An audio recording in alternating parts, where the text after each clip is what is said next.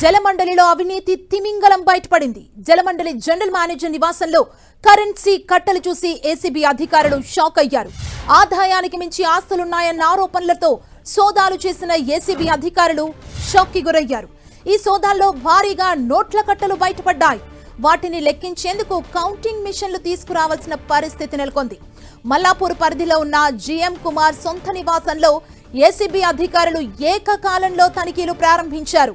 తెల్లవారుజామున 6 గంటలకే జీఎం ఇంటికి చేరుకున్న ప్రత్యేక బృందాలు ఎవరూ బయటకి వెళ్లకుండా, లోపలికి రాకుండా ముందస్తు చర్యలు తీసుకున్నారు. కేవలం జీఎం కుమార్ నివాసంలోనే కాకుండా ఆయనకు సంబంధించిన కీలకమైన నెట్వర్క్ పై అధికారులు దృష్టి పెట్టారు. ఇందులో భాగంగానే స్నేహితులు, బంధువుల ఇళ్లలోనూ ఏకకాలంలో సోదాలు ప్రారంభించారు.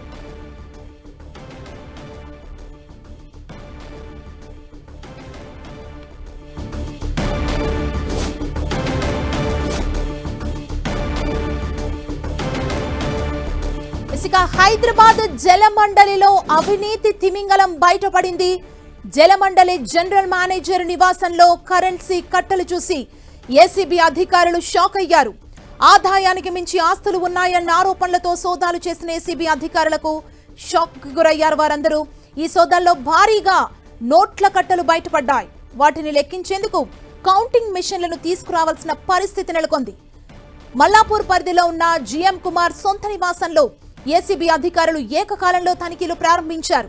తెల్లవారుజామున 6 గంటలకే జీఎం ఇంటికి చేరుకున్న ప్రత్యేక బృందాలు ఎవరూ బయటకు వెళ్లకుండా, లోపలికి రాకుండా ముందస్తు చర్యలు తీసుకున్నారు. కేవలం జీఎం కుమార్ నివాసంలోనే కాకుండా ఆయనకు సంబంధించిన కీలకమైన నెట్వర్క్ పై అధికారులు దృష్టి పెట్టారు. ఇందులో భాగంగానే సన్నిహితులు, బంధువుల ఇళ్లలోనూ ఏకకాలంలో సోదాలు ప్రారంభించారు.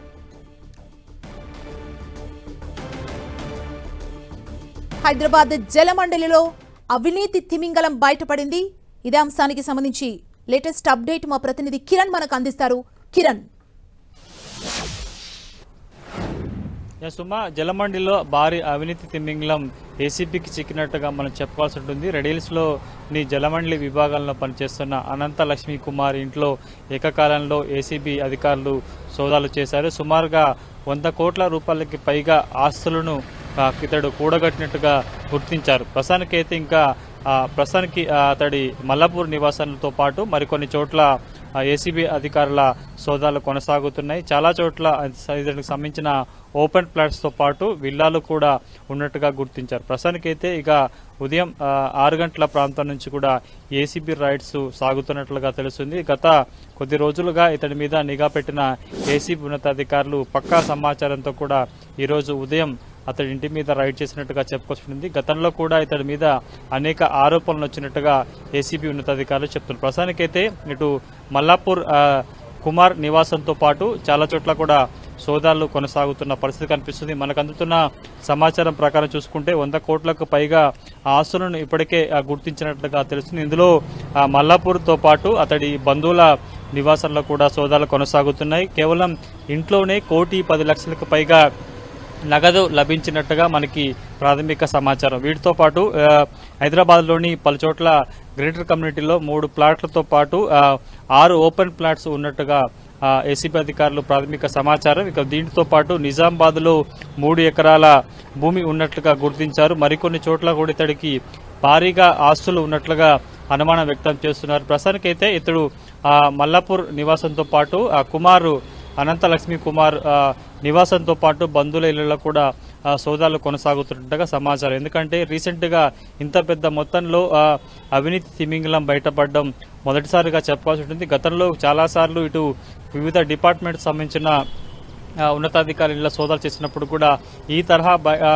బయటపడని చెప్పొచ్చు. కేవలం కొంత అంటే సుమారుగా 10 కోట్లకు పైగా అక్రమాస్తులకు సంబంధించిన వ్యవహారంలో వెలుగు చూసిన పరిస్థితి కనిపిస్తుంది. కానీ జీహెచ్ఎంసీ లిమిట్స్లోని వాటర్ బోర్డులో పనిచేస్తున్న ఒక జీఎం స్థాయి అధికారి ఇంట్లో 100 కోట్లకు పైగా అక్రమాస్తులు కూడగట్టిన సమాచారం కొంత వారిని కూడా షాక్ గురి చేసినట్టుగా తెలుస్తుంది. సుమారుగా ఇంట్లోనే 1,10,00,000కు పైగా నగదును గుర్తించిన తెలుస్తుంది. వాటిని లెక్క పెట్టేందుకు ఇప్పటికే ఇటు ఏసీబీ అధికారులు దానికి సంబంధించిన మిషన్స్ కూడా తెప్పించిన తెలుస్తుంది. వీటితో పాటు కేవలం మల్లాపూరే కాదు, ఇతడికి కొన్ని నివాసాలు కూడా ఉన్నట్టుగా అక్కడ కూడా సోదాలు సాగుతున్నట్లుగా మనకు సమాచారంగా పూర్తి స్థాయిలో ప్రస్తుతానికైతే ఉదయం 6 గంటల నుంచి స్టిల్నో ఇప్పటి వరకు సోదాలు కొనసాగుతున్నాయి.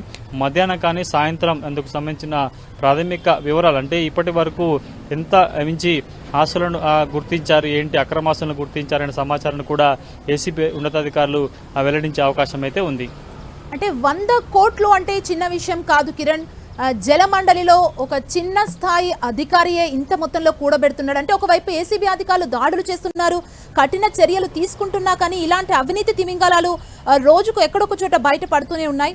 అంటే చట్టాలు ఇంత కఠినంగా అమలు చేస్తున్నా కూడా వీళ్ళలో మార్పు రాకపోవడానికి రీజన్స్ ఏంటి?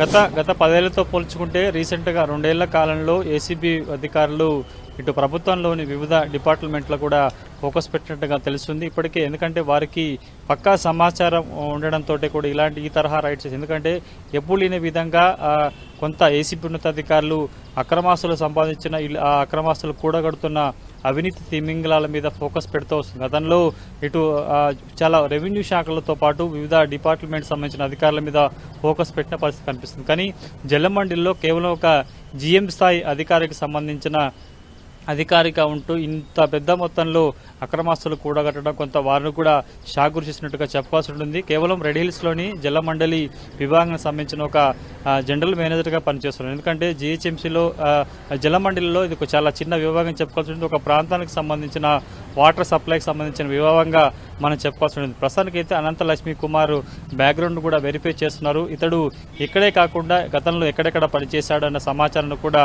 తెలుసుకునే ప్రయత్నమే చేస్తారు. ప్రాథమికంగా మనకు అందుతున్న సమాచారం ప్రకారం 100 కోట్ల పైగా ఉంటున్నట్టుగా అంచనా వేస్తున్నారు. కిరణ్, మొత్తం ఎన్ని చోట్ల ఏసీబీ అధికారులు ఏకకాలంలో ప్రెజెంట్ సోదాలు చేస్తున్నారు, ఎన్ని ప్లేసెస్ లో?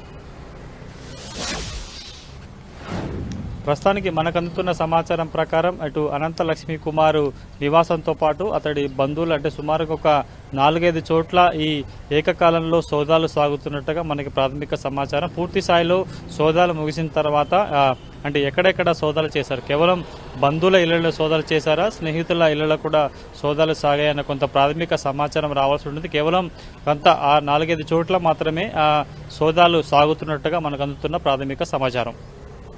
అంటే ఇప్పుడు 100 కోట్లు అంటే చిన్న అమౌంట్ కాదు. అంటే ఒకవైపు 4 చోట్ల సోదాలు కొనసాగుతున్నాయి అంటే రేపు కూడా కంటిన్యూ అయ్యే ఛాన్స్ ఉందా? ఈ సోదాలు ఈవినింగ్ తో ఒక క్లారిటీ ఇచ్చే అవకాశం కనిపిస్తుందా? ఉదయం 6 గంటల నుంచి సోదాలు సాగుతున్నాయి కాబట్టి మధ్యాహ్నం తర్వాత సోదాలు ముగిసే అవకాశం ఉంటుంది. ఎందుకంటే అంత పెద్ద మొత్తంలో అంటే 100 కోట్లకు సంబంధించిన కొన్ని ఆస్తులు గుర్తించారు. కేవలం అతడు ఉంటున్న నివాసంలోనే 1,10,00,000కి పైగా నగదును గుర్తించారు. కాబట్టి ప్రస్తుతానికైతే ఇంకా సోదాల అనంతరం కొంత ప్రాసెస్ ఉంటుంది. ఆ ప్రాసెస్ అంటే మధ్యాహ్నం కానీ సాయంత్రం ముగిసే అవకాశం ఉంది. ఆ తర్వాత అఫీషియల్గా ఎన్ని చోట్ల సోదాలు చేశాము, ఎంత అక్రమ సంపాదన బయటపడింది, వాటికి సంబంధించిన వివరాలను కూడా ఏసీబీ ఉన్నతాధికారులు ప్రెస్ నోట్ రూపంలో మీడియాకి వెల్లడించే అవకాశం అయితే ఉంటుంది. Okay, thank you Kiran.